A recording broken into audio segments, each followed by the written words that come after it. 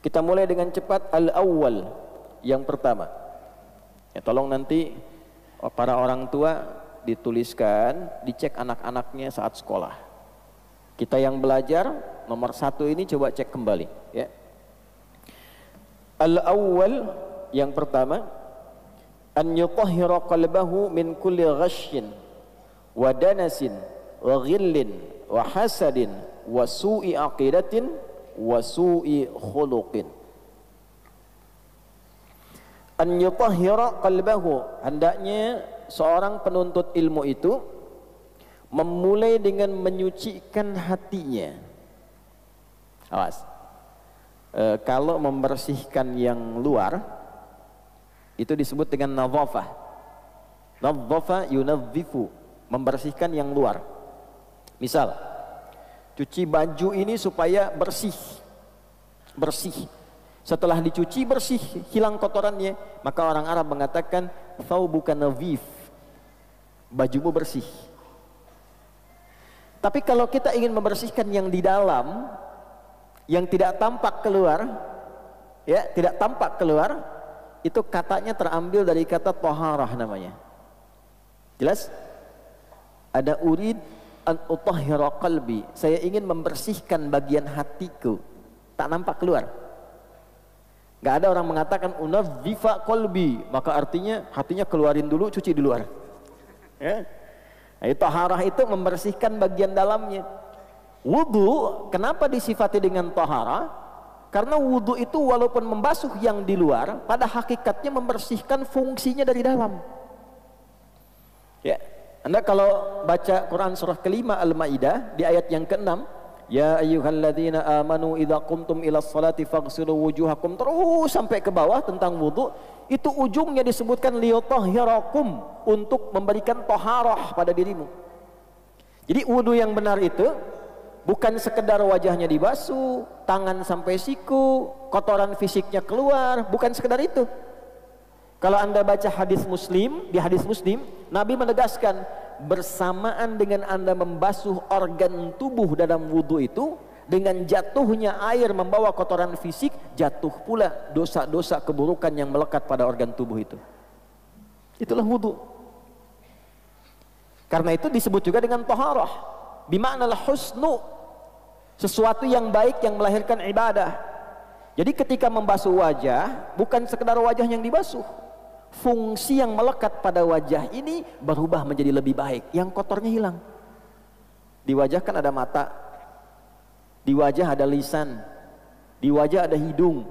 Jadi kalau orang wudunya benar, itu bukan sekedar raf'al hadathi, menghilangkan yang kotor di wajah, bukan, tapi juga raf'adz dzambi wadzunubi, menghilangkan kotoran dosa, noda-noda yang tak tampak di lisan, di mata, di hidung. Jadi kalau orang wudunya benar itu, matanya nggak lihat maksiat lagi, ada cahaya di matanya. Lisannya nggak bicara yang kotor lagi, keluar kotorannya, ya, mengalir dengan kotoran fisiknya. Itu bahasa Nabi. Makanya selesai kita wudu, kita doa kan? Apa doanya? Asyhadu an la ilaha illallah wa asyhadu anna Muhammadan sallallahu alaihi wasallam. Kemudian Allahumma ja'alni minat tawabin waj'alni minal mutatahhirin waj'alni min ibadikas sholihin. Tauhid dulu untuk menunjukkan penjagaan iman kita, cara bertauhidnya seperti diajarkan Nabi, wudunya seperti diajarkan Nabi, lalu doa Allahumma ja'alni, ya Allah jadikan aku dengan wudu ini minat tawabin, termasuk golongan orang taubat. Anda baru wudu, kenapa doanya taubat? Sampai situ gak? Karena hakikat wudu itu menghilangkan sesuatu yang kotor. Kotor secara fungsi, ini lisan kotor. Maka saat wudu taubat, bukan hanya membuang apa yang ada di mulut, kotoran fisik. Itu kotoran-kotoran non fisik keluar, taubat kita. Makanya ulama sambil mengajarkan, mempraktekkan hadis yang disampaikan Nabi, sambil mengajarkan saat kumur-kumur, ya Allah jadikan lisan ini lisan yang baik, lisan sudkin fil awwalin wal akhirin. Di hati kita sampaikan itu, minta wajahnya wajah yang baik, tangannya mengerjakan yang baik-baik. Kemarin saya sampaikan di Jakarta, kenapa di ayat Quran itu tangan disebutkan sampai ke siku. Wa aydiyakum ilal marafiq, wa aydiyakum tanganmu sampai siku. Ila di situ lidilalati 'ala nihayah, menunjukkan ke ujung. Awal ke ujung, basuh dari sini ke sini. Kalau Anda basuh dari sini ke sini pun sah wudunya. Tapi dari segi mana? Afdolnya dari sini ke sini. Untuk menunjukkan apa? Untuk menunjukkan bahwa organ tangan yang biasa digunakan oleh manusia dan seringkali berbuat salah dengan organ itu, ini dari sini. Sini. Anda bikin status di Instagram kan pakai ini, bukan pakai ini. Huh? Ya kan? Nah, sampai ke situ memahaminya. Ya. Nah, karena kajian saya disertasi itu yang terakhir itu menganalisis bahasa Al-Quran 30 juz. Dari tafsir 30 juz.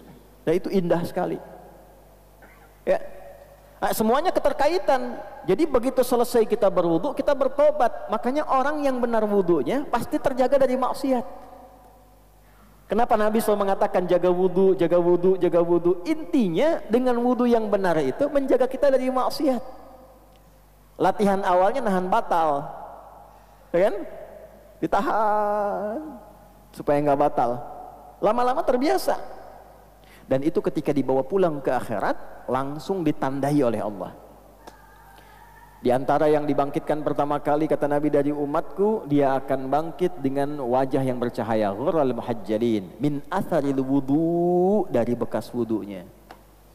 Para ulama memaknai dua. Bekas wudu yang pertama rajin wudu. Makna yang kedua, dari rajin itu terjaga anggota tubuhnya dari perbuatan maksiat. Nah, perbuatan yang menghindari dari maksiat ini, tangan tidak bermaksiat, mulut tidak bermaksiat, telinga tidak bermaksiat, itulah yang menjadikan organ tubuh bercahaya di hari kiamat. Bukan karena airnya. Jadi itulah taharah. Penuntut ilmu saat akan mulai datang ke majlis ilmu, maka para ulama menyimpulkan dari keterangan Nabi, nanti ada hadisnya. Yang pertama dilakukan adalah an yutahhira qalbahu, membersihkan, menyucikan keadaan hatinya sebelum dia menerima ilmu. Ya, saya ambil beberapa referensi.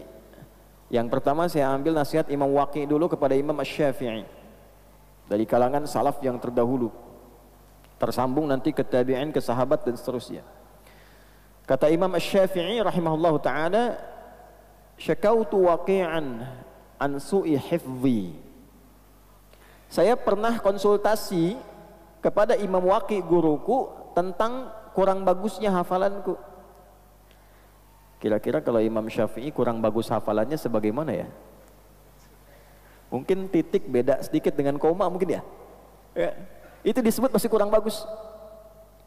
Karena di ilmu hadis itu kan Imam Syafi'i itu ahli hadis juga. Imam dalam fikih, imam juga dalam tafsir, imam dalam hadis. Mujtahid mutlak. Kalau mujtahid mutlak itu sudah nggak usah ditanya itu. Quran, tafsir, hadis, fikih, usul fikih dan sebagainya. Ya, di ilmu hadis itu kalau ada lupa sedikit aja, nanti turun kualitasnya. Ya, itu nanti tanda yang kedua dari 5 syarat hadis sahih. Mattasala isnaduhu binaqlil adid dhabiti anil adid dhabiti min ghairi syudzudin wala illatin qadihah. Syarat hadis sahih itu 5. Muttasil sanadnya, bersambung sampai ke Nabi sallallahu alaihi wasallam. Nah, orang-orang yang bersambung itu diteliti lagi. Satu, punya sifat adil enggak? Yang kedua, dhabit enggak? Dhabit itu kuat hafalan sehingga kalau ditanya enggak robah-robah. Ditanya sekarang, 5 menit kemudian, besok, 2 bulan kemudian, jawabannya masih konsisten sama. Beda sedikit saja, turun kualitas dari sahih jadi hasan. Hasan pertama kali diperkenalkan oleh Imam At-Tirmidzi karena perbedaan tingkat hafalan. Kata Imam Asy-Syafi'i, syakautu waqi'an, aku mengadukan kepada guruku Imam Waqi an su'i hifdhi, akan kurang bagusnya hafalanku.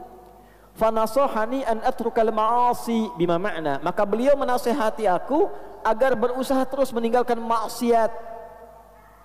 Maksiat itu kan lawannya taat. Ya.